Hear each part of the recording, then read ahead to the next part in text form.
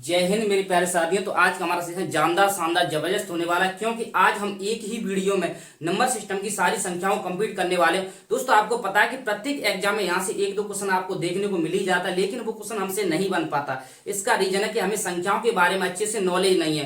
तो दोस्तों मैं आपको विश्वास दिलाता हूं कि अगर आप हमारी वीडियो में शुरुआत से एंड तक बने रहे तो आज के बाद संख्याओं से एक भी क्वेश्चन आपसे नहीं छूटने वाला। तो फर्स्ट नंबर की संख्या हम पढ़ने वाले हैं, उसका नाम है प्राकृत संख्या, नेचुरल नंबर। तो प्राकृत संख्या क्या होती है? वे संख्याएं जो वस्तुओं को गिनने में प्रयुक्त की जाती है प्राकृतिक संख्या या गणन संख्या कहते हैं। प्राकृतिक संख्याओं के समुच्चय को काय से प्रदर्शित करते हैं? एन से प्रदर्शित करते हैं। एग्जाम्पल के तौर पे 1, 2, 3, 4, 5, 6 ऐसे यहाँ 7, 8, 9 डॉट डॉट इनफाइनाइट। आप इसको ऐसे भी याद रख सकते हो कि काउंटिंग नंबर या गिनने वाली संख्या को या गिनती की संख्या को हम क्या बोलते हैं? प्राकृतिक संख्या बोलते हैं। आपसे क्वेश्चन पूछ लिया जाएगा कि सबसे छोटी प्राकृतिक संख्या क्या होती है? 1। दूसरे नंबर की सबसे छोटी प्राकृतिक संख्या क्या होती है? 2। आपसे क्वेश्चन ऐसे भी पूछ लिया जाएगा, बताओ सबसे छोटी विषम प्राकृतिक संख्या क्या होती है? 1। सबसे छोटी सम प्राकृतिक संख्या क्या होती है? 2। तो दोस्तों आपको अच्छे से याद रखना है। दूसरे नंबर पे पूर्ण संख्या, जिसको हम इंग्लिश में होल नंबर बोलते हैं। यदि प्राकृतिक संख्याओं के समुच्चय में शून्य को सम्मिलित कर दिया जाए तो प्राप्त संख्या पूर्ण संख्या बन जाती है। दोस्तों प्राकृतिक संख्याओं के समुच्चय में अगर शून्य संख्या रख दी जाए, शून्य संख्या को सम्मिलित कर लिया जाए तो प्राप्त संख्या हमारी पूर्ण संख्या बन जाती है। पूर्ण संख्याओं के समुच्चय को हम W से प्रदर्शित करते हैं। किससे? W से। जैसे 0, 1, 2, 3, 4, 5, 6, 7 ऐसी 8, 9, 10 डॉट डॉट डॉट इनफाइनाइट। दोस्तों आपको पता है ये हमारी प्राकृतिक संख्या है। इसमें हमने 0 को सम्मिलित कर दिया तो ये हमारा क्या बन गया? पूर्ण संख्या बन गया। आपसे क्वेश्चन पूछेगा सबसे छोटी पूर्ण संख्या क्या है? 0। दूसरे नंबर की सबसे छोटी पूर्ण संख्या क्या है? 1। अगर आपसे पूछ लिया जाए कि तीसरे नंबर की सबसे छोटी पूर्ण संख्या क्या है? तो 2। दोस्तों आपको अच्छे से याद रखना। आपसे पूछेगा कि सबसे छोटी विषम पूर्ण संख्या क्या है? तो दोस्तों 1। उसके बाद आपको नोट करके लिखना है कि सभी प्राकृतिक संख्याएं पूर्ण संख्याएं होती हैं। सभी प्राकृतिक संख्याएं पूर्ण संख्याएं होती हैं, लेकिन सभी पूर्ण संख्याएं प्राकृतिक संख्याएं नहीं होती हैं। दोस्तों आपको पता है कि सभी प्राकृतिक संख्याएं पूर्ण संख्याओं में आती हैं, लेकिन पूर्ण संख्या सभी पूर्ण संख्या प्राकृतिक संख्याओं में नहीं आती। क्योंकि देखो जीरो कहां आता है प्राकृतिक संख्या में? तो सभी प्राकृतिक संख्या तो पूर्ण संख्या हो सकती है, लेकिन सभी पूर्ण संख्या प्राकृतिक संख्या नहीं हो सकती। सेकंड नंबर का पॉइंट है कि शून्य पूर्ण संख्या तो है। जो शून्य है ना दोस्तों, पूर्ण संख्या तो है लेकिन प्राकृतिक संख्या नहीं है। जो शून्य है हमारा, तुम्हें पता है कि पूर्ण संख्या में तो आता है लेकिन प्राकृतिक संख्याओं में नहीं आता है। नोट कीजिए दोस्तों जल्दी से। अगला नंबर है हमारा पूर्णांक संख्या है। अब देखते हैं पूर्णांक संख्या क्या होती है। यदि प्राकृतिक संख्याओं के समुच्चय में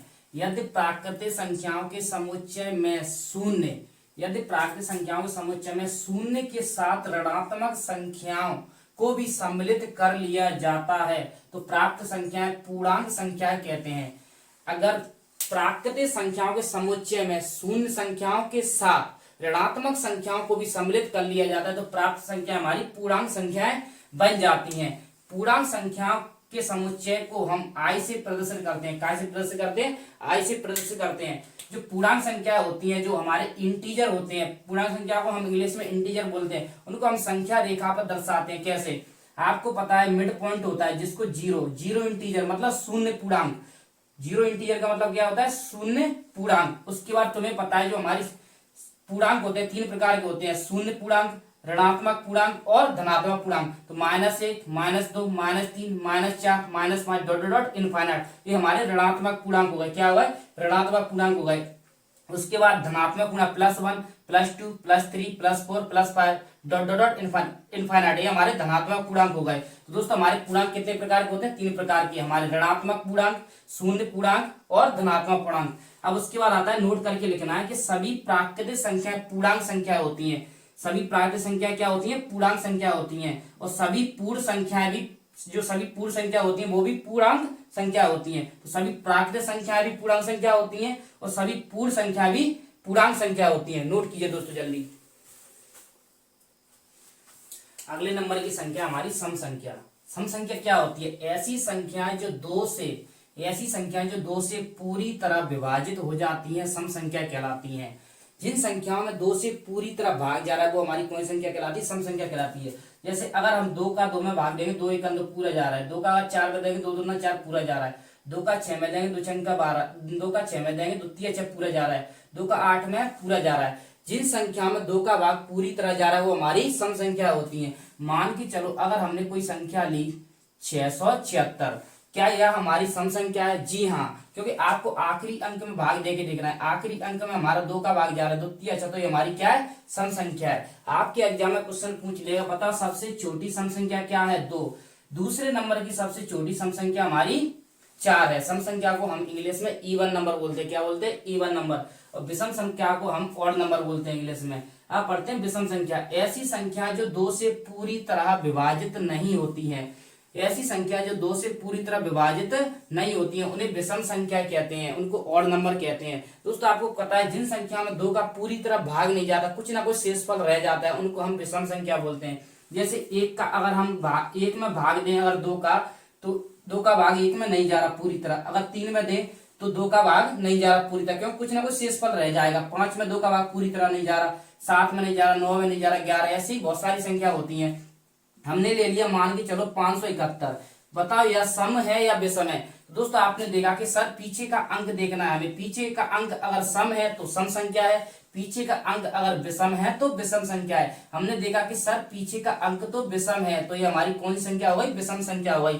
क्योंकि विषम संख्या का नियम कहता है कि जिन संख्या में 2 का भाग पूरी तरह नहीं जाता, कुछ ना कुछ शेषफल रह जाता है, वो हमारी विषम संख्या कहलाती है। सबसे छोटी विषम संख्या क्या होती है? 1। दूसरे नंबर की सबसे छोटी विषम संख्या 3। अब उसके बाद आती है अभाज्य संख्या। सबसे ज्यादा क्वेश्चन हमारा यहीं से पूछ लिया जाता है। इंपोर्टेंट, सबसे ज्यादा इंपोर्टेंट अभाज्य संख्या, सबसे ज्यादा क्वेश्चन यहीं से बनता है। अभाज्य संख्या क्या होती है? जिन संख्याओं के केवल 2 गुणनखंड होते हैं, 2 गुणनखंड होते हैं, इन्हें हम अभाज्य संख्या बोलते हैं। क्या बोलते हैं? अभाज्य संख्या बोलते हैं, प्राइम नंबर बोलते हैं। जिन संख्याओं के केवल 2 गुणनखंड होते हैं, 2 गुणनखंड का मतलब होता है कि कोई संख्या होती है केवल 2 संख्याओं से कटनी चाहिए, उन्हीं को हम क्या बोलेंगे? अभाज्य संख्या। या तुम इसको ऐसे याद रख सकते हो कि वह संख्या जो केवल अपने आप से कटे, उनको क्या बोलेंगे हम? अभाज्य संख्या। अब देखते हैं 2 है, 3 है, 5 है, 7 है, 11 है, 13 है। अगर हम 2 के हम गुणनखंड देखें कि 2 में 1 का भाग जाएगा और 2 का भाग जाएगा। 3 के गुणनखंड देखें तो 3 में 1 का भाग जाएगा और 3 का भाग जाएगा। मतलब वहां यह वो संख्या है जो अपने आप से कट रही है और 1 से कट रही है, क्योंकि इनके केवल 2 गुणनखंड है, ना 2 से कम ना 2 से ज्यादा, उनको हम क्या बोलेंगे? अभाज्य संख्या। अब आपसे पूछ ले सबसे छोटी अभाज्य संख्या क्या होती है? 2। आपसे पूछ लेगा दूसरे नंबर की सबसे छोटी अभाज्य संख्या क्या होती है? 3। आपसे पूछेगा बताओ सबसे छोटी सम अभाज्य संख्या क्या होती है? 2। सबसे छोटी विषम अभाज्य संख्या क्या होती है? 3। ये भी आपको अच्छे से याद रखना है। अब 1 से लेकर 100 तक आपको अभाज्य संख्या कम से कम याद होना चाहिए। तो 2 है, 3 है, 5 है, 7 है, 11, 13, 17, 19, 23, 29, 31, 37, 41, 43 और 47, 53, 59, 61, 67, 71, 73, 79, 83, 89, 97। यह हमारी 1 से लेके 100 तक की अभाज्य संख्या है, ये आपको याद होना चाहिए। उसके बाद आता है 1 से 100 तक अभाज्य संख्या 25 होती है। आपके एग्जाम में डायरेक्ट क्वेश्चन पूछ लिया जाता है, बताओ 1 से 100 तक अभाज्य संख्या कितनी होती है? 25 होती है। अच्छे से याद करना है। 1 से लेके 50 तक अभाज्य संख्या कितनी होती है? 50 होती है। कितनी होती है? 50 होती है। 50 से लेके 100 तक अभाज्य संख्या कितनी होती है? 10 होती है। आपके एग्जाम में क्वेश्चन ऐसे भी पूछ लिया जाएगा, बताओ 1 से लेके 10 तक अभाज्य संख्याओं का योग निकालिए। तो 1 से लेके 10 तक आपको अभाज्य संख्या पता है, 2 है, 3 है, 5 है, 7 है। अब योग का मतलब इनको जोड़ दो, जोड़ के पता लगा दो। आपसे पूछ लिया गया कि बताओ 10 से लेके 20 तक अभाज्य संख्या का योग निकालिए। तुम्हें पता है 10 से लेके 20 तक मतलब 10 से ऊपर की लेनी है। 11 है, 13 है, 17 है, 19 है, या 10 और 20 के बीच में आती है। और योग का मतलब इनको जोड़ दो, योग निकाल लोगे। दोस्तों नोट कीजिए जल्दी से। अगली संख्या है भाज्य संख्या। अगली संख्या क्या है? भाज्य संख्या। वह संख्या जिनके 2 से अधिक गुणनखंड होते हैं, 2 से अधिक गुणनखंड होते हैं, उन्हें हम भाज्य संख्या बोलते हैं। क्या बोलते हैं? भाज्य संख्या बोलते हैं। वह संख्या जिनके 2 से अधिक गुणनखंड होते हैं उन्हें हम क्या बोलते हैं? भाज्य संख्या। 2 से अधिक गुणनखंड का मतलब है, जैसे हमने 4 को लिया, 1 से भी कट रहा है, 2 से भी कट रहा है और 4 से भी कट रहा है। इसके कितने गुणनखंड हो गए? 1, 2, 3, मतलब 2 से अधिक हो गए, तो हमारी भाज्य हो गई। उसके बाद हमने 6 को लिया, 6 1 से भी कट रहा है, 2 से भी कट रहा है, 3 से भी कट रहा है, 6 से भी कट रहा है। इसके 1 2 3 4 4 गुणनखंड हो गए, तो हमारी कौन सी हुई? भाज्य। क्योंकि भाज्य संख्या का नियम कहता है कि 2 से अधिक अगर गुणनखंड है, 2 से अधिक संख्या से जो संख्या कट रही है वो हमारी भाज्य संख्या होगी। ऐसे ही हमने 8 को लिया, 8 1 से कट रहा है, 2 से कट रहा है, 4 से कट रहा है और 8 से कट रहा है, तो 1 2 3 4, इसके कितने गुणनखंड हो गए? 4। इसी प्रकार 9 को लिया, 9 1 से कट रहा है, 3 से कट रहा है, 9 9 से भी कट रहा है, 1 2 3, इसके भी 3 गुणनखंड हो गए। इसी प्रकार अगर हमारी कोई संख्या जिसके 2 से अधिक गुणनखंड हो रहे हैं वो हमारी भाज्य संख्याओं में आती है। अब उसके बाद आता है कि एक, जो एक होता है ना तो ये अभाज्य होता है ना ही हम ये भाज्य होता है। जो एक होता है ना तो भाज्य होता है ना ही अभाज्य होता है, क्योंकि एक को ना तो हम भाज्य में पढ़ते हैं ना ही अभाज्य में पढ़ते हैं। अब एक भाज्य होता क्यों नहीं है, अभाज्य होता क्यों नहीं? क्योंकि तुम्हें पता है अभाज्य तो एक इसलिए नहीं होता क्योंकि इसके 2 गुणनखंड नहीं है, और भाज्य इसलिए नहीं होता क्योंकि इसके 2 से अधिक गुणनखंड नहीं है। तो ये चीज आपको अच्छे से याद रखनी है। अब उसके बाद आता है जुड़वा अभाज्य संख्या क्या होती है? जिन दो संख्याओं के बीच में एक भाज्य संख्या आ जाए, मतलब दो अभाज्य संख्या होती है उनके बीच में एक भाज्य संख्या आ जाए, उन्हें जुड़वा अभाज्य संख्याएं कहलाती हैं या उन्हें जुड़वा अभाज्य संख्या कहते हैं। जैसे एग्जाम्पल के तौर पे हमने 3 और 5 लिया, इनके बीच में अगर 4 आ गई तो ये हमारी कौन सी संख्या बन गई? जुड़वा अभाज्य। क्योंकि 4 हमारी क्या है? भाज्य संख्या है, क्योंकि इसके 2 से अधिक गुणनखंड है, और 3 और 5 हमारी कौन कौन सी संख्या है? अभाज्य संख्या है। तो जिन दो अभाज्य संख्याओं के बीच में अगर भाज्य संख्या आ जाती है वो हमारी जुड़वा अभाज्य संख्या बन जाती है। 11 हमारी अभाज्य संख्या है, 13 हमारी अभाज्य संख्या है, इनके बीच में 12 आ जाएगी तो 12 हमारी कौन संख्या? 12 हमारी भाज्य संख्या, क्योंकि 12 की 2 से अधिक गुणनखंड है, तो ये भी हमारा कौन सा हो जाएगा? जुड़वा अभाज्य संख्या हो जाएगा। ऐसी 17 को लिया, 18 को लिया, 17 18 के बीच में 17 और 19 के बीच में 18 आता है, और 18 हमारी भाज्य संख्या है। Dot dot dot infinite. इसी तरह आपको याद रखना है, दो अभाज्य संख्याओं के बीच में अगर भाज्य संख्या आ जाए तो वो हमारी जुड़वा अभाज्य संख्या बन जाएगी। अब उसके बाद आता है परमेय संख्या। परमेय संख्या क्या होती है? जिन संख्याओं को p वट्टा क्यू का मतलब है अंश बटे हर के रूप में लिख सकते हैं, उन्हें हम क्या बोलते हैं? परमेय संख्या बोलते हैं।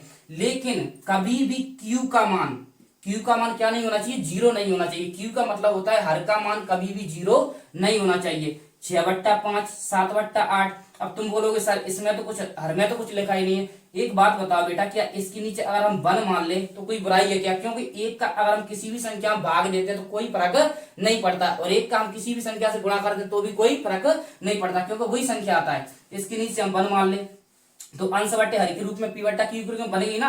इसके नीचे 1 मान ले, इसके नीचे 1 मान सकते हैं, इसके नीचे भी 1 मान ले। दोस्तों ये हमारी सभी कौन सी संख्या हो जाती है? और डॉट डॉट डॉट इनफाइनाइट और भी संख्या आती हैं। तो इस प्रकार की अगर कोई भी संख्या आ रही है तो हमारी परमेय संख्या कहलाएगी। कौन संख्या कहलाएगी? परमेय संख्या। नोट कीजिए दोस्तों। अब अगली संख्या हमारी अपरमेय संख्या। अब देखते हैं अपरमेय संख्या क्या होती है। जिन संख्याओं को p वट्टा क्यू के रूप में नहीं लिख सकते, जिन संख्याओं को p वट्टा क्यू के रूप में मतलब अंश बटे हर के रूप में नहीं लिखा जा सकता, उन्हें हम क्या बोलते हैं? अपरमेय संख्या बोलते हैं। जैसे पाई है, 3.14 है, डॉट डॉट इनफाइनाइट, मतलब जिनका कोई मान ही निश्चित नहीं है, तो ये हमारी अपरिमेय संख्या में आती है। उसके बाद आपका इंपोर्टेंट पॉइंट यहाँ पे याद रखना कि पाई हमेशा, जो पाई होती है ना, हमेशा अपरिमेय संख्या होती है। क्या होती है? अपरिमेय संख्या होती है। जो पाई होती है, पाई का लगभग मान 22/7 होता है। कितना होता है? 22/7। तो इन दोनों पॉइंट को आपको अच्छे से याद रखना है कि पाई हमेशा अपरिमेय संख्या होती है और पाई का लगभग मान 22/7 होता है। अब उसके बाद पढ़ते हैं सबसे छोटी संख्या, सबसे बड़ी संख्या। आपसे पूछ लिया जाए कि 1 अंक की सबसे छोटी संख्या 1 होती है, 2 अंक की सबसे छोटी संख्या 10 होती है, 3 अंक की सबसे छोटी संख्या 100 होती है, 4 अंक की सबसे छोटी संख्या 1000 होती है। अब हम इनको याद कैसे रखेंगे? आपको पता है कि 1 अंक की सबसे छोटी संख्या 1, तो 1 में से 1 माइनस किया तो बचा 0, तो 1 भी 0 नहीं आएगा। 2 अंक की सबसे छोटी संख्या 10, तो 2 में से 1 माइनस किया तो कितना बचा? 1, तो 1 0 आएगा। 3 अंक की सबसे छोटी संख्या 100 होती है, 3 में से 1 माइनस किया बचा 2, तो 2 0 आएगा। 4 अंक की सबसे छोटी संख्या 1000, 4 में से 1 माइनस किया तो बचा 3 0 आएगा। अब उसके बाद सबसे बड़ी संख्या, 1 अंक की सबसे बड़ी संख्या 9, 2 अंक की सबसे बड़ी संख्या 99, 3 अंक की सबसे बड़ी संख्या 999, 4 अंक की सबसे बड़ी संख्या 9999। 1 अंक की अगर पूछ रहा है तो 1 बार 9 आएगा, 2 अंक की पूछ रहा है तो 2 बार 9 आएगा, 3 अंक की पूछ रहा है तो 3 बार 9 आएगा, 4 अंक की पूछ रहा है तो 4 बार 9 आएगा। अब उसके बाद देखते हैं अंकित मान और स्थानीय मान। अंकित मान में अंक खुद ही स्वयं अंकित होता है, अंकित मान होता है। अब मान के चलो संख्या दी है, क्या दी संख्या 3457। इसमें जिसका अंकित मान पूछा है, जिस अंक का अंकित मान पूछा है वही अंक अंकित मान होता है। 3 का अंकित मान कितना होगा, तो 3 का अंकित मान 3 ही होगा। 4 का अंकित मान कितना होगा, तो 4 का अंकित मान 4 ही होगा। 5 का अंकित मान कितना होगा, तो 5 का अंकित मान 5 ही होगा। 7 का अंकित मान कितना होगा, 7 का अंकित मान 7 ही होगा। जिस अंक का पूछा है तो वो खुद ही अंकित मान होता है। अब स्थानीय मान में 3 का स्थानीय मान पूछेगा तो 3 के पीछे कितने अंक है, 1 2 3, तो 3 जीरो लगा दो। 4 का स्थानीय मान पूछा तो 4 के पीछे कितने अंक है, 1 2, तो 2 जीरो लगा दो। 5 का स्थानीय मान पूछा, 5 के पीछे कितने अंक है, 1, तो 1 जीरो लगा दो। 7 का स्थानीय मान पूछा, 7 के पीछे कितने अंक है, 1 भी नहीं है, तो 1 भी जीरो नहीं आएगा। नोट कीजिए दोस्तों जल्दी से। अब देखते हैं आगे। तो अब है हमारे भिन्नों के प्रकार। क्या है, भिन्नों के प्रकार। जो हमारी भिन्न ना कितने प्रकार की होती है, तो जो भिन्न है सबसे फर्स्ट नंबर पे आती है सम भिन्न, या इसको हम उचित भिन्न भी बोलते हैं। क्या बोलते हैं, उचित भिन्न। जिस भिन्न में अंश हर से छोटा होता है, जिस भिन्न में अंश, तुम्हें पता है दोस्तों कि ऊपर वाले को हम अंश बोलते हैं और नीचे वाले को हर बोलते हैं। जिस भिन्न में अंश हर से छोटा होता है, अंश किससे छोटा होता है, हर से छोटा होता है, उसको हम सम भिन्न या उचित भिन्न कहते हैं। जिस भिन्न में अंश हर से छोटा होता है उसको हम सम भिन्न या उचित भिन्न कहते हैं। अब उसके बाद आता है विषम भिन्न। जिस भिन्न में अंश हर से बड़ा होता है, जिस भिन्न में अंश हर से बड़ा होता है उसे हम विषम भिन्न कहते हैं। क्या कहते हैं, विषम भिन्न कहते हैं। जैसे ऊपर वाले को अंश बोलते हैं, नीचे वाले को हम हर बोलते हैं। तो अंश जिसका बड़ा है और हर छोटा है उसको हम क्या बोलेंगे, विषम भिन्न बोलेंगे। जिसका अंश बड़ा है हर छोटा है उसको हम विषम भिन्न बोलेंगे। अब उसके बाद आता है संयुक्त भिन्न। जिस भिन्न में पूर्णांक तथा सम भिन्न दोनों शामिल हो उसे हम संयुक्त भिन्न कहते हैं। जिस भिन्न में पूर्णांक और सम भिन्न दोनों शामिल हो उसे हम क्या बोलते हैं, संयुक्त भिन्न बोलते हैं। जैसे उदाहरण में 5 सही 2/7, 5 हमारा क्या है, 5 हमारा पूर्णांक है, 2/7 क्या है, हमारा सम भिन्न है। तो दोनों सम्मिलित है एक ही भिन्न में, उसको हम क्या बोलेंगे, संयुक्त भिन्न बोलेंगे। क्या बोलेंगे, संयुक्त भिन्न बोलेंगे। अब उसके बाद आता है इकाई भिन्न। जिस भिन्न का अंश 1 हो, जिस भिन्न का अंश 1 हो, हर जीरो के अलावा कोई भी पूर्ण संख्या हो इकाई भिन्न कहलाती है। दोस्तों आपको याद रखना है कि जिस भिन्न का अंश 1 होना चाहिए और हर जीरो के अलावा कोई भी पूर्ण संख्या हो वो हमारा इकाई भिन्न कहलाएगा। कौन सा कहलाएगा, इकाई भिन्न। जैसे ये हमारा अंश 1 है और हर 5 है, तो तुम्हें पता है हर एक का अंश क्या है, 1 है। तो जिसका अंश 1 होगा और हर जीरो के अलावा कोई भी पूर्ण संख्या वो हमारा क्या होगा, इकाई भिन्न कहलाएगा। अब उसके बाद आता है तुल्य भिन्न। 2 या 2 से अधिक वैसे भिन्न जिनका मान बराबर हो तुल्य भिन्न कहलाती है। दोस्तों तुल्य का मतलब ही बराबर होता है। तुल्य का मतलब क्या होता है, बराबर। जैसे 2 भिन्न होती हैं, 2 या 2 से कोई भी भिन्न हो, 2 या 2 से अधिक जितनी भी भिन्न होती हैं, या 2 या 2 से अधिक भिन्न हो जिनका मान बराबर हो, तो हमारी कौन सी भिन्न होगी, तुल्य होगी। जैसे 2/3, इसको भी हम काटेंगे तो 2 एकम 2, 2 तिया 6, तो ये भी 2/3 बन जाएगा। इसको काटो 4 से 4 दूना 8, इसको काटो 4 से 4 तिया 12, तो ये भी 2/3 बन गया। तो हमारी बराबर हो गई ना, तो इसलिए हम इसको क्या बोलेंगे, तुल्य भिन्न बोलेंगे। उसके बाद आता है समहर भिन्न। क्या आता है, समहर भिन्न। 2 या 2 से अधिक भिन्न जिसका हर समान हो। समहर का मतलब होता है 2 या 2 से अधिक भिन्न जिनका हर क्या हो, हर समान हो, समहर भिन्न कहलाती है। जैसे हर का मतलब क्या होता है, नीचे का, हर हमारा समान हो तो वो क्या होती है, समहर भिन्न कहलाती है। अब देखते हैं दोस्तों आगे। दोस्तों आपको पता है कि जो हमने संख्या पढ़ी है उनसे क्वेश्चन पूछ लिया जाता है। क्वेश्चन पूछेगा कि प्रथम 20 प्राकृतिक संख्याओं का योगफल क्या होगा। प्रथम 20 प्राकृतिक संख्याओं का योगफल क्या होगा। तो आप जोड़ोगे तो गड़बड़ी कर दोगे। इसके लिए हमारे लिए फॉर्मूला होता है कि n ब्रैकेट में n प्लस का 1/2। प्रथम 20 पूछा है तो 20 क्या होगा, हमारा n का मान होगा। n का मतलब होता है पदों की संख्या। तो प्रथम 20 पूछा है, प्रथम 20 का मतलब पदों की संख्या कितनी हो गई, 20। तो n का मान आप 20 रख के अपना आंसर निकाल दोगे आसानी से। उसके बाद होता है प्रथम n प्राकृतिक संख्याओं के वर्गों का योगफल का फॉर्मूला होता है n ब्रैकेट में n प्लस 1 ब्रैकेट में 2n प्लस का 1/6। अब क्वेश्चन आएगा कि प्रथम 20 प्राकृतिक संख्याओं के वर्गों का योगफल निकालिए। तो 20 हमारा n का मान हो जाएगा। n का मतलब होता है पदों की संख्या। पदों की संख्या कितनी है, 20। तो आप 20 रख के n का मान 20 रख के अपना आंसर निकाल दोगे। अब उसके बाद आता है प्रथम n प्राकृतिक संख्याओं की घनों का योगफल निकालिए। तो क्वेश्चन आएगा प्रथम 20 प्राकृतिक संख्याओं की घनों का योगफल। दोस्तों 20 की जगह कुछ भी आ सकता है, 50 आ सकता है, 100 आ सकता है, तो आप उनको जोड़ने में काफी समय लगेगा, हमसे गलतियां हो जाएंगी, इसलिए हमें ये फॉर्मूले याद करने पड़ेंगे। प्रथम 20 प्राकृतिक संख्याओं के घनों का योगफल, तो n का मान कितना हो जाएगा 20, और रख के आप निकाल दोगे। और घनों की फॉर्मूला क्या होता है, n ब्रैकेट में n प्लस का 1 बट्टी में 2, घात कितना हो जाएगा 2।